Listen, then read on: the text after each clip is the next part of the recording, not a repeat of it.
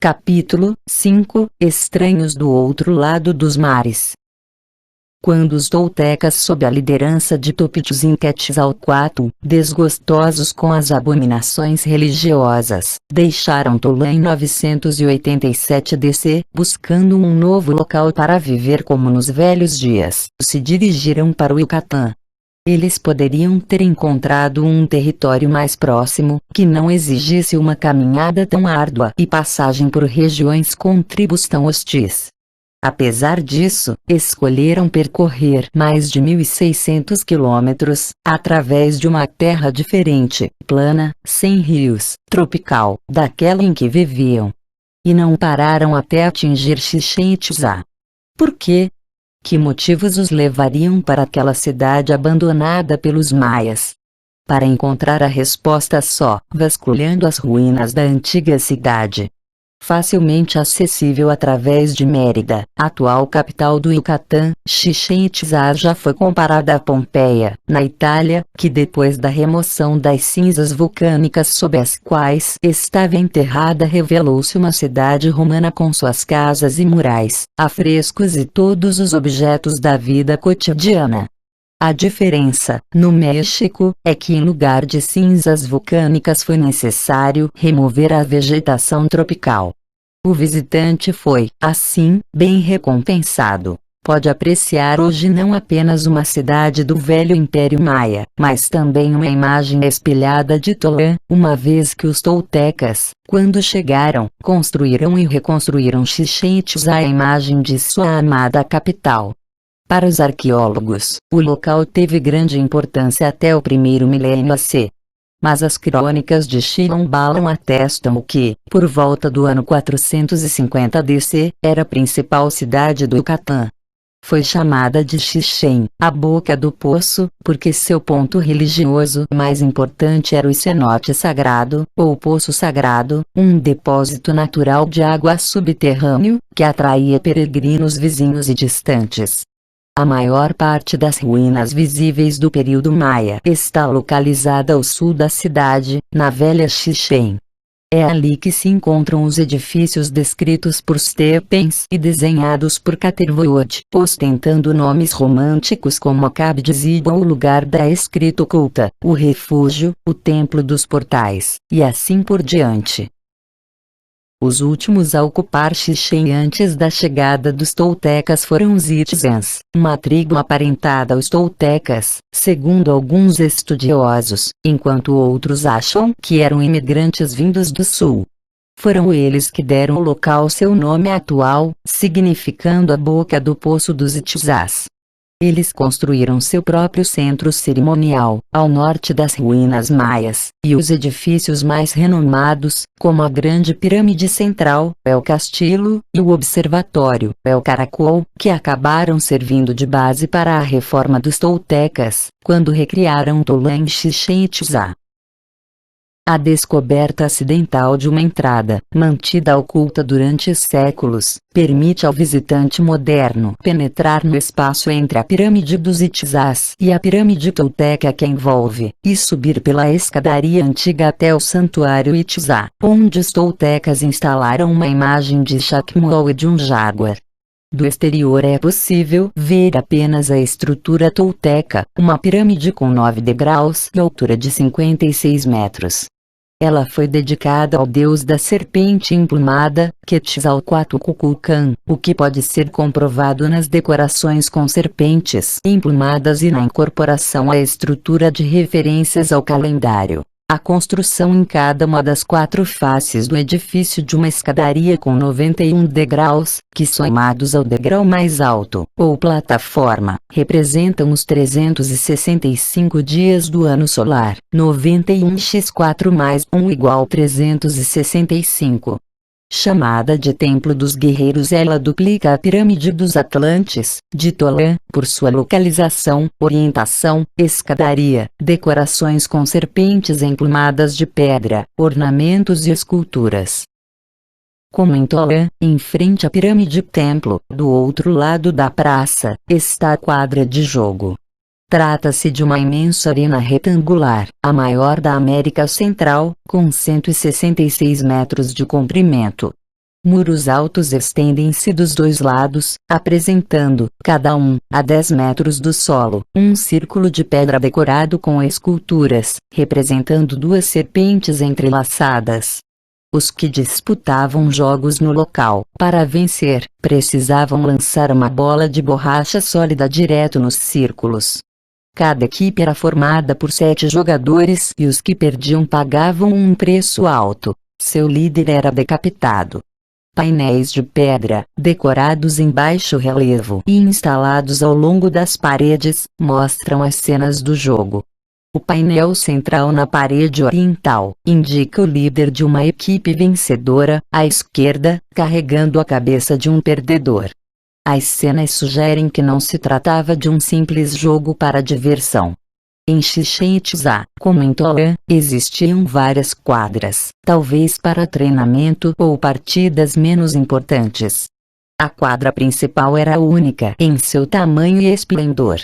Percebe-se a importância do que acontecia ali pela existência de 3 templos ricamente decorados com cenas de guerreiros, encontros mitológicos, a árvore da vida e uma divindade alada e barbada, com 2 chifres. Tudo isto, mais o tratamento desigual e as regalias concedidas aos jogadores, dão à cerimônia do jogo uma conotação político-religiosa intertribal, ou internacional, de grande significação.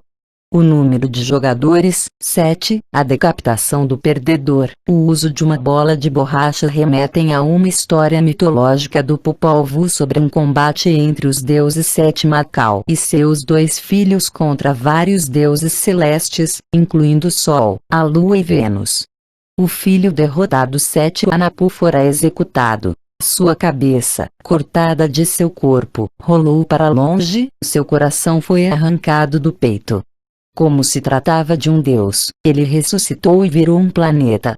A reencenação de eventos divinos torna esse costume tolteca parecido com certas peças religiosas do Oriente Médio. No Egito, a mutilação e ressurreição de Osíris eram encenadas, anualmente, numa peça misteriosa, na qual os atores, incluindo o Fiarão, representavam o papel de vários deuses. Na Síria, um jogo complexo, também anual, reencenava uma batalha entre os deuses, na qual o perdedor era executado somente para que fosse perdoado e ressuscitado por Deus. Na Babilônia, Enuma Elish, épico descrevendo a criação do sistema solar, era lido anualmente como parte das comemorações de Ano Novo. Ele descrevia a coalizão celestial que levara à criação da Terra, o 7º planeta, com o esquartejamento e decapitação do monstruoso Tiamat pelo deus supremo da Babilônia, Marduk. O mito centro-americano e sua encenação, ao repetir os mitos do Oriente Médio, parece ter retido os elementos celestiais da história, o simbolismo do número 7 e sua relação com o planeta Terra. É significativo o fato de que, na representação maia-tolteca ao longo das paredes da quadra, alguns jogadores carreguem o símbolo do disco solar, enquanto outros carregam uma estrela de 7 pontas. Em nossa opinião, trata-se de um símbolo celestial e não de um emblema. Em vários locais de Chichén Itzá uma estrela de 4 pontas representa, muitas vezes em combinação com o símbolo 8, o planeta Vênus, enquanto em outras localidades a noroeste do Yucatán, nas paredes dos templos, encontram-se decorações com estrelas de 6 pontas. A representação dos planetas como estrelas é tão comum que tendemos a esquecer como surgiu esse costume. A exemplo de todo o resto, foi na Sumária. Baseado no que aprenderam dos Nefilim, os sumérios contavam os planetas não como fazemos, do interior para o exterior, mas ao contrário, partindo dos mais afastados. Assim, Plutão era o primeiro planeta, Netuno o segundo, Urano o terceiro, Saturno o quarto, Júpiter o quinto, Marte o sexto, a Terra o sétimo e Vênus o oitavo. Na opinião dos estudiosos, os maias/toltecas consideravam Vênus o oitavo planeta, porque são necessários 8 anos, 8x365 igual 2.920 dias, para repetir o alinhamento sinódico com Vênus após 5 órbitas de Vênus, 5x584 igual 2.920 dias. Porém, se assim fosse, Vênus seria o quinto e a Terra, o oitavo. Em nossa opinião, o método sumério é mais preciso e sugere que as representações maias/toltecas seguem a iconografia do Oriente Médio. Os símbolos encontrados em Chichén Itzá e em todos os outros lugares do Yucatán são quase idênticos às representações de planetas encontradas na Mesopotâmia. O emprego de símbolos de estrelas com pontas, à maneira do Oriente Médio, torna-se mais e mais comum à medida que se avança para o noroeste do Yucatán. Uma escultura notável foi encontrada num local chamado Tzqueuni e pode ser vista, hoje, no Museu da Cidade de Mérida. Um homem de feições marcantes, possivelmente usando um capacete, foi esculpido num enorme bloco de pedra. Seu corpo está coberto por um traje colante feito de escamas ou placas. Abaixo do braço dobrado, ele segura um objeto que o museu identifica como a forma geométrica de uma estrela de 5 pontas. Um enigmático dispositivo circular é sustentado por cintos circundando sua barriga. Grandes esculturas de divindades, talhadas em blocos maciços de pedra, foram descobertas numa localidade chamada Oxquintoc. Pelas suas dimensões, os arqueólogos presumem que serviram de apoio estrutural a templos. Uma delas parece a contrapartida feminina do homem descrito acima. O traje cheio de aparentes escamas aparece também em várias estátuas e estatuetas encontradas em Jaina, uma ilha ao largo da costa noroeste do Yucatán, na qual erigiu-se um templo incomum. A ilha servia como necrópole consagrada. Segundo as lendas, era o local do descanso final de Itzamna, o deus dos Itzás, um deus antigo que teria vindo do mar e cujo nome significava aquele cujo lar é a água. Textos, lendas e crenças religiosas combinam-se para apontar um local, na costa do Yucatán, onde a divindade teria portado para dar início à colonização e civilização nessa região.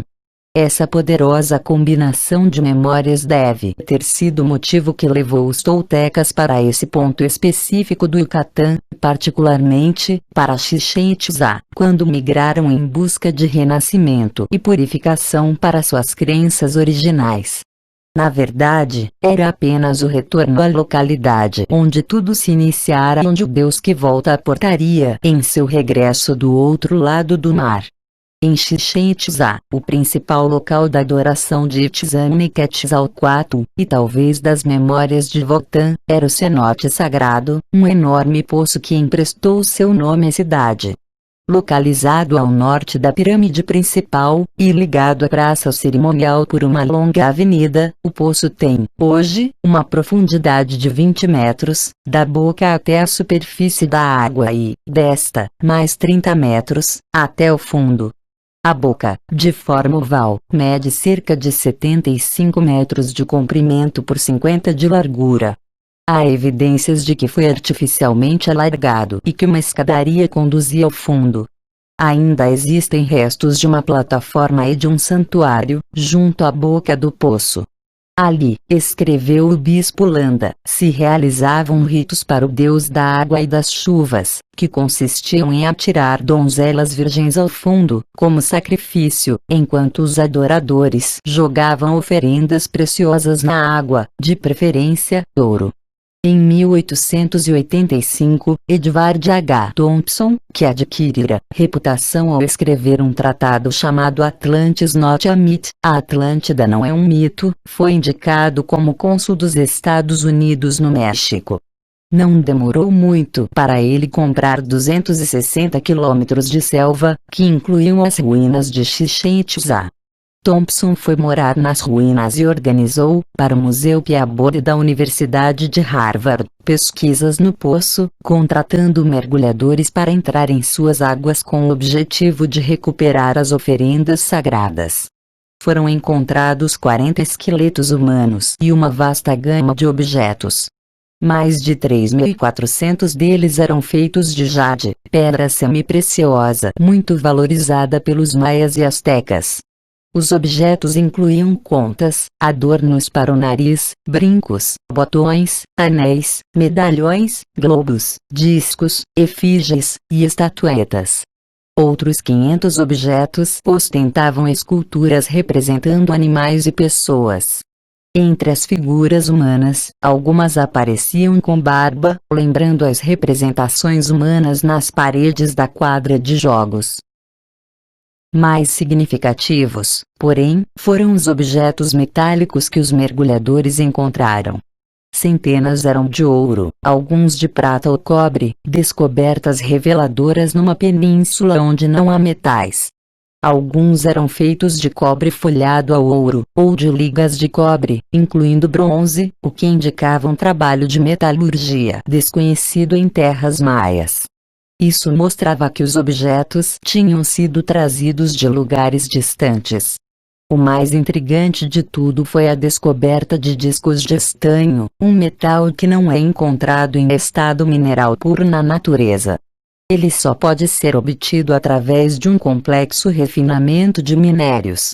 Minérios que não existem na América Central. Os objetos de metal, sofisticadamente fabricados, incluíam vários tipos de sinos, coisas usadas em cerimonial, como taças, pias, além de anéis, tiaras, máscaras, ornamentos, cetros e objetos cuja finalidade não foi identificada. O mais importante dos achados, porém, foram discos gravados, em baixo ou alto relevo, com cenas de grupos, onde pessoas com diferentes trajes e feições confrontam-se, talvez em combate, na presença de serpentes terrestres, celestiais ou de deuses. O herói dominante, ou vitorioso, é sempre representado com barba. É óbvio que não se tratava de deuses, pois os deuses da serpente ou do céu eram representados em separado. Figuras semelhantes a essas, e distintas do deus do céu barbado e alado, aparecem em relevos nas paredes e colunas de Chichén Itzá, junto com outros heróis e guerreiros, com a barba longa e afilada, apelidado por alguns de Tio Sam. A identidade desse povo com barba é um enigma. E certo que não são nativos, pois estes não têm pelos no rosto. Quem seriam os estrangeiros? As feições semíticas, ou do leste do Mediterrâneo, mais aparentes em objetos de argila, representando faces, levaram vários pesquisadores a identificá-los como fenícios, ou marinheiros judeus.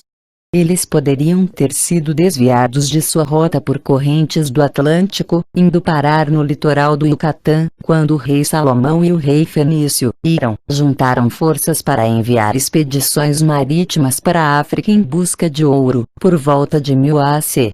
Ou até mesmo alguns séculos mais tarde, quando os fenícios, afastados de seus portos no Mediterrâneo Oriental, fundaram Cartago, e velejaram pela África Ocidental.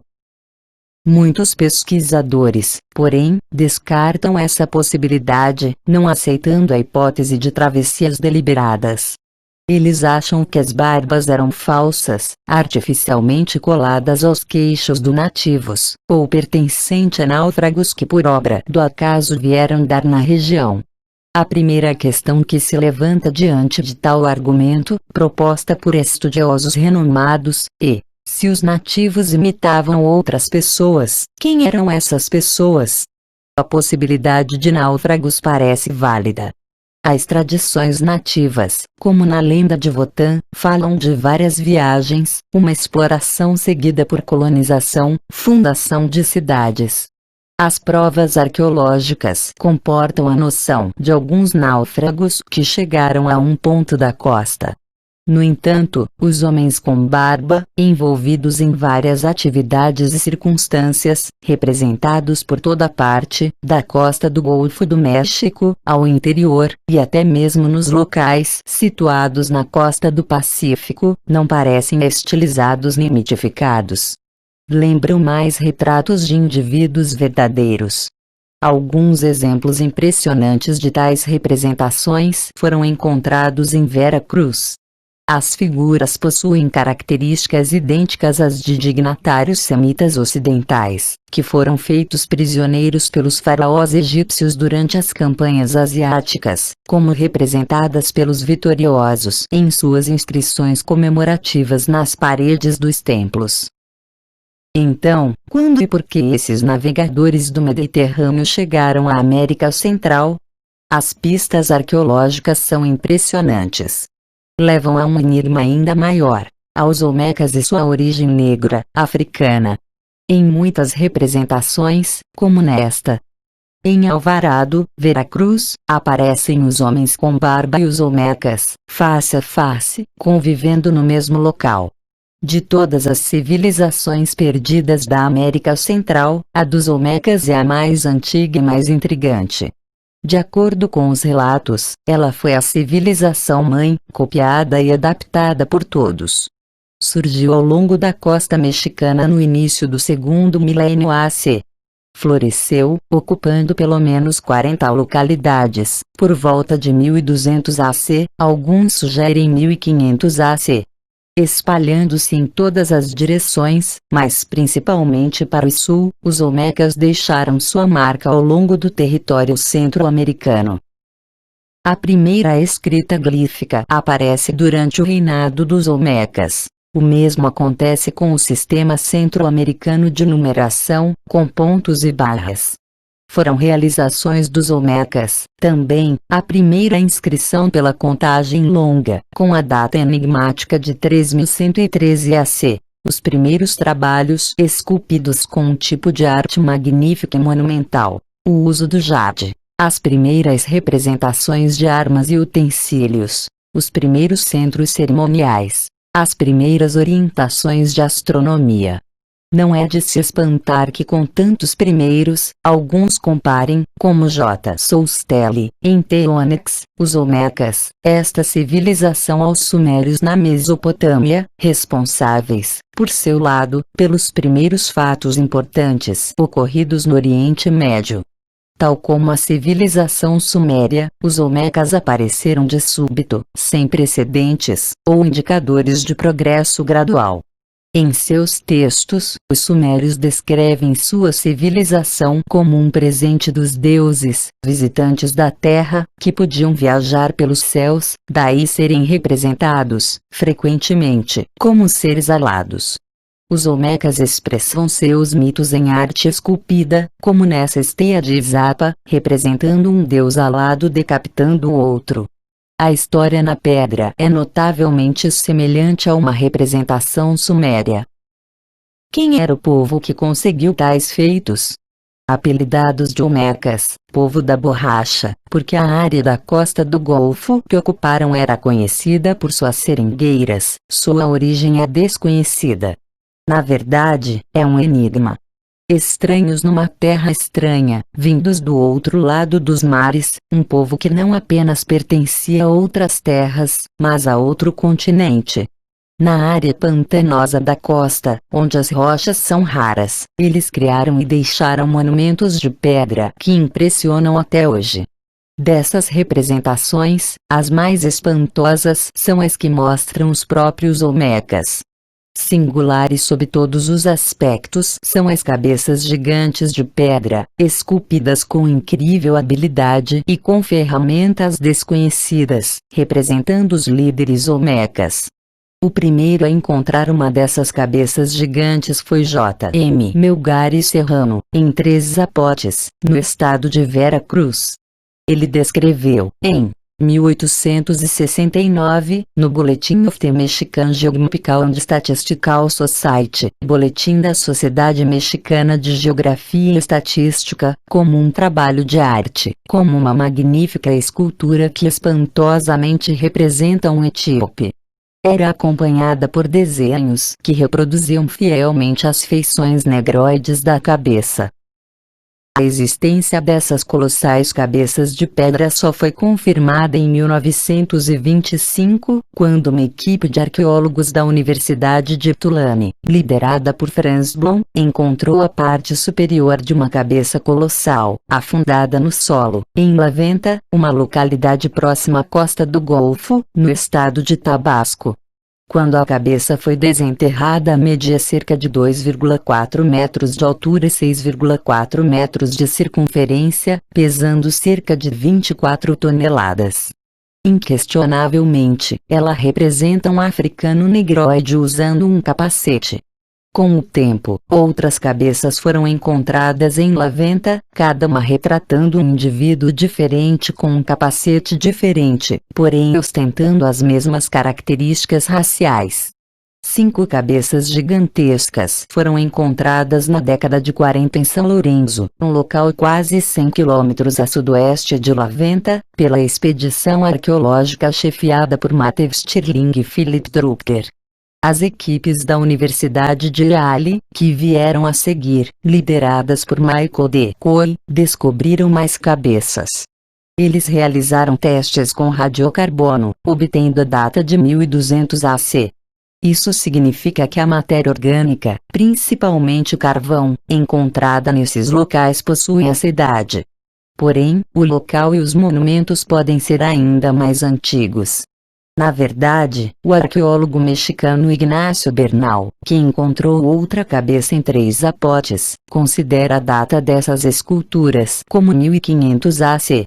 Até agora, 16 cabeças foram encontradas, com altura entre 1,5 a 3 metros e peso de 25 toneladas. Quem quer que as tenha esculpido estava a ponto de produzir mais, pois a matéria-prima, grandes rochas escavadas e arredondadas, até ficarem esféricas, foi encontrada próxima às estátuas acabadas. As pedras de basalto, trabalhadas e brutas, foram transportadas desde sua origem até um local desprovido desse material, situado a mais de 100 quilômetros, através de pântanos e da selva tropical. Como foram transportados estes blocos colossais, e finalmente, esculpidos e colocados em seu destino, é um mistério. Obviamente, os Olmecas achavam muito importante homenagear seus líderes dessa forma. Quando se observam algumas dessas cabeças, é espantoso verificar que os indivíduos apresentam os mesmos traços negroides, embora conservando personalidade própria e portando capacetes diferentes. Cenas esculpidas em monólitos de pedra e em outros monumentos representavam os Olmecas como homens altos, com corpos musculosos, realmente gigantes aos olhos da população nativa. Contudo, mesmo que estejamos lidando apenas com alguns líderes e não com uma verdadeira população negroide, composta de homens, mulheres e crianças, o fato é que os Olmecas deixaram para trás, por uma vasta área da América Central, do Golfo à costa do Pacífico, centenas, ou mesmo milhares, de representações deles mesmos. Encontramos os mesmos rostos africanos, seja nas esculturas, relevos, estatuetas de pedra, como nas figuras de jade do cenote sagrado de Chichén Itzá, nas efígies de ouro e nas numerosas figuras de terracota encontradas desde Jaina, um casal amante, até o centro-norte do México, jogadores nos relevos de El Tajín. Entre as representações dos Olmecas em terracota e em pedra, observamos adultos segurando bebês, um gesto que teria um significado especial para eles. Os sítios onde as cabeças colossais e outras representações dos Olmecas foram encontrados também são intrigantes. O tamanho, a magnitude e as estruturas revelam o trabalho de povos organizados, não de meros náufragos. La Venta, uma ilha situada na costa pantanosa, foi aterrada e construída de acordo com um planejamento prévio. Os edifícios maiores, inclusive uma rara pirâmide cônica, as alongadas e circulares estruturas, as quadras pavimentadas, altares, monólitos etc., foram construídos com grande precisão geométrica, ao longo do eixo norte-sul por 5 quilômetros. Num lugar sem pedras, este material foi largamente utilizado, cada pedra escolhida por sua característica, nos monumentos, monólitos e estruturas, sendo transportado de grandes distâncias. A pirâmide cônica exigiu a movimentação e estacamento de 28 mil metros cúbicos de terra, além de um tremendo esforço físico. Exigiu, ainda, um alto conhecimento de arquitetura e de trabalho em pedra, sem precedente no continente americano. A arte, com certeza, foi aprendida em outro local. Os extraordinários achados em La Venta incluíam uma área cercada por colunas de basalto, o mesmo material do qual eram feitas as cabeças colossais. Essa área protegia um sarcófago de pedra e uma câmara funerária retangular que também era coberta e ladeada por blocos de basalto. No interior, vários esqueletos jaziam numa plataforma baixa. Essa descoberta, mais o sarcófago, parece ter servido de modelo para a também incomum tumba de Pakal, em Palenque. De qualquer forma, a insistência no uso de grandes blocos de pedra para produzir esculturas comemorativas e jazigos pode servir como pista para a origem dos Olmecas. Não menos surpreendente foi a descoberta de centenas de pequenas esculturas de jade em La Venta, um material que não existe no local. Entre essas peças destacavam-se singulares machados feitos dessa pedra semi-preciosa. Para adicionar mais um detalhe misterioso, todas foram enterradas em valas longas e profundas. Essas valas, por sua vez, estavam cheias com camadas de argila, cada uma de tipo e tonalidade diferente, indicando que toneladas de solo foram transportadas de vários lugares distantes. Espantosamente, o fundo dessa vala era pavimentado com milhares de ladrilhos de serpentina, outra pedra semi-preciosa verde azulada. Presumira-se que tais valas teriam servido para guardar os preciosos objetos de jade. Porém, a pavimentação de serpentina sugeria uma construção anterior, destinada a outra finalidade, por exemplo, armazenar objetos preciosos, como os machados raros, para quando a necessidade deles, e das valas, cessasse. Não há dúvidas de que as cidades olmecas foram abandonadas por volta do início da era cristã, quando seu povo procurou enterrar até algumas das enormes cabeças de pedra. Quem quer que tenha ocupado depois as cidades, realizou sua vingança. Algumas cabeças foram arrancadas das bases e roladas para os pântanos. Outras ostentam marcas de vandalismo. La Venta abriga mais mistérios. Foram descobertos, numa das valas, espelhos côncavos, de minério de ferro, magnetita e hematita, esculpidos e polidos até a perfeição. Depois de realizar testes e estudos, os especialistas do Instituto Smithsonian, em Washington, D.C., concluíram que os espelhos poderiam ter sido usados para focalizar os raios do sol, para acender fogo, ou para propósitos rituais. É a forma simples dos peritos dizerem que não sabem para que serve o objeto. O enigma final é sua própria localização. A orientação é perfeita num eixo norte-sul desviado 8 graus para oeste do norte verdadeiro. Vários estudos demonstraram que se tratava de uma inclinação intencional, para permitir a observação dos astros, possivelmente do topo da pirâmide cônica, cujas bordas proeminentes podem ter funcionado como orientadoras de direção. Um estudo especial de M. Popenoeatis, Papers Olmeca and Maya Archaeology N13, University of California, artigos sobre a arqueologia dos Olmecas e Maias, concluiu que o modelo de observação seguido em La Venta por volta de 1000 AC, indica que vinha de um conhecimento aprendido um milênio antes. A localização de Laventa e sua arte no ano 1000 AC, segundo o estudo, parecem refletir uma tradição baseada principalmente na passagem das estrelas pelos meridianos, nos solstícios equinócios ocorridos por volta do ano 2000 AC. Um início em 2000 AC faria de Laventa o primeiro centro sagrado da América Central, precedendo Teotihuacan, a não ser pela época legendária em que os deuses lá estiveram sozinhos. Pode não ter sido ainda a época da chegada dos Olmecas por mar, pois a contagem longa inicia-se em 3113 AC, mas indica claramente quão avançados eles eram em relação à civilização dos maias e dos astecas. Em Três Zapotes, cuja fase inicial é datada pelos arqueólogos entre 1500 e 1200 AC, existe, de forma esparsa, uma profusão de construções de pedra, embora o material fosse raro lá, formando terraços, escadarias e montes que podem ter sido pirâmides.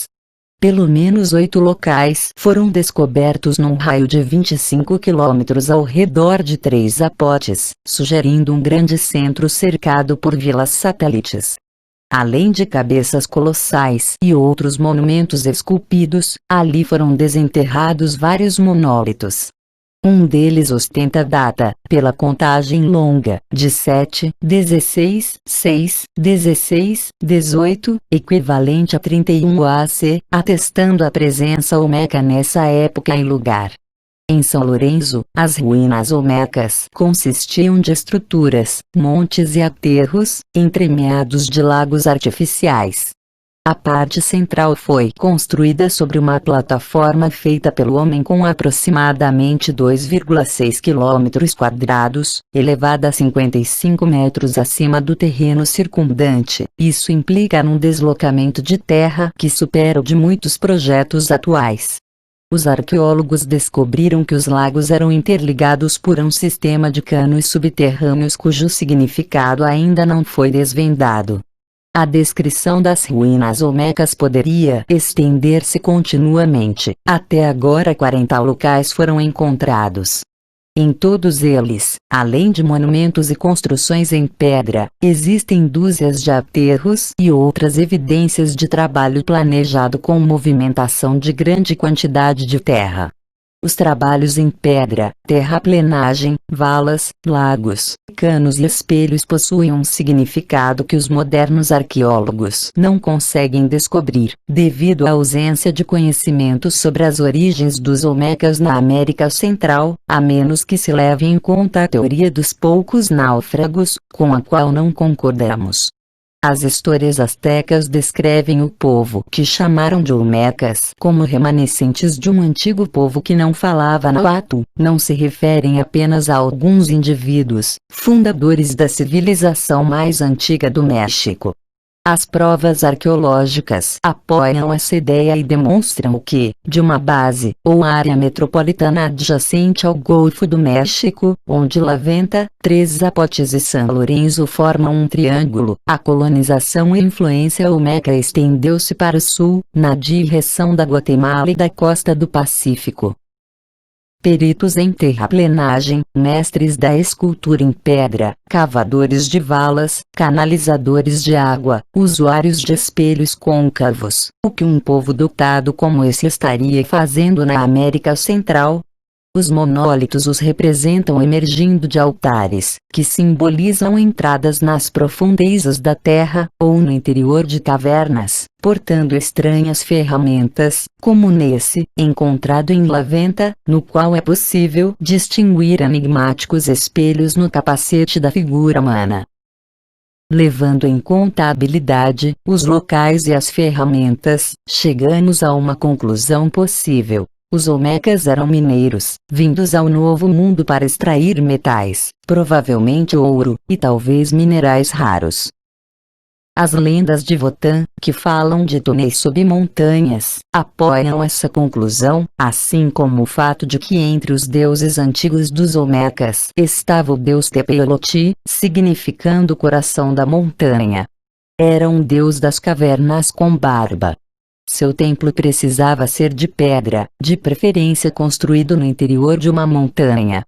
Seu símbolo glifo era uma montanha partida e sua representação mostra uma figura segurando sua ferramenta como um lança-chamas, da mesma forma como vimos em Tuia. Acreditamos que o lança-chamas neste caso, seguro pelos Atlantes e representado numa coluna, provavelmente foi utilizado para cortar a rocha, não apenas para esculpir em pedra, como é sugerido pelo relevo conhecido como Daiso número 40, encontrado no Vale de Achaka. Claramente representa uma pessoa no interior da uma área confinada, usando o lança-chamas contra uma parede à sua frente. O símbolo do losango na parede com certeza significa algum mineral, ainda não identificado. Como tantas representações sugerem, o enigma dos Olmecas africanos está ligado ao enigma dos homens barbados do Mediterrâneo Oriental. Eles aparecem nos monumentos de sítios olmecas, tanto em retratos individuais, como em cenas de encontro de grupos. Significativamente, alguns desses grupos são mostrados no interior de cavernas, como o encontrado em 3 apotes, que inclui um auxiliar carregando um dispositivo de iluminação, numa época em que apenas tochas eram utilizadas. Um monólito não menos surpreendente de Chalcatzingo mostra uma mulher caucasiana operando o que parece ser um equipamento sofisticado, e sua base ostenta o revelador sinal do losango. Tudo ali indica relação com os minerais. Será que os homens barbados do Mediterrâneo vieram para a América ao mesmo tempo que os Olmecas africanos? Eram aliados, ajudando um ao outro, ou competidores querendo encontrar os mesmos metais e minerais preciosos? Ninguém sabe ao certo.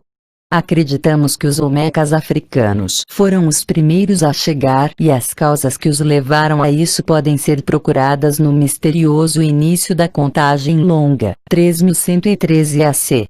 Os estudiosos ficaram intrigados porque existem, nos sítios olmecas, sinais de destruição deliberada, não só depredação de monumentos, incluindo as cabeças de pedra, e estruturas, como vandalismo, sugerindo violência e vingança. A destruição não parece ter ocorrido simultaneamente. As cidades olmecas foram abandonadas gradualmente. Primeiro, o mais antigo centro metropolitano, próximo ao Golfo, por volta de 300 AC, depois os locais mais ao sul. Encontramos evidências de datas equivalentes a 31 AC, em 3 apotes, mostrando que o processo de abandono dos centros olmecas, seguido por destruição violenta, pode ter durado vários séculos, à medida que esse povo desistia das cidades e se retirava para o sul. As representações desse período turbulento e dos territórios mais ao sul mostram os olmecas já como guerreiros, usando máscaras assustadoras de águias ou jaguares. Uma dessas esculturas em pedra representa 3 guerreiros olmecas, 2 com máscaras de águia, segurando lanças. A cena inclui um homem aprisionado, nu e com barba. O que não fica claro é se os guerreiros estão ameaçando o prisioneiro ou tentando salvá-lo. Isso não responde à intrigante pergunta: os negroides olmecas e os homens barbados do Mediterrâneo estavam do mesmo lado quando os conflitos dividiram a primeira civilização da América Central? De qualquer forma, eles parecem ter partilhado o mesmo destino.